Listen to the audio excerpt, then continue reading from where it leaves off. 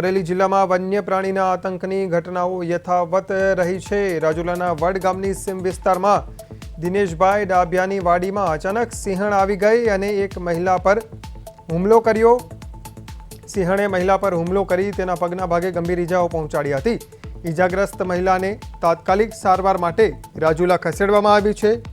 છેલ્લા એક મહિનામાં 5મી વખત સિંહના હુમલાની આ ઘટના સામે આવતા લોકોમાં ભયનો માહોલ જોવા મળી રહ્યો છે।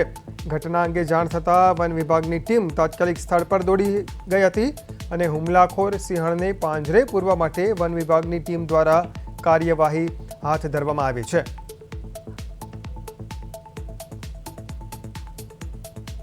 તો આ અમારા ભાગીદારને માવજીભાઈના ઘરના સુમેલબેન એની ઉપર સિંહણે હુમલો કરેલ છે। આવા કિસ્સા તો અમારે અવારનવાર આ 5મો કિસ્સો છે। તો સરકારની રજૂઆત એ જ કરવાની છે, આવી બેદરકારી હાલે નહીં, તંત્રની આંખો ઉઘડતી નથી।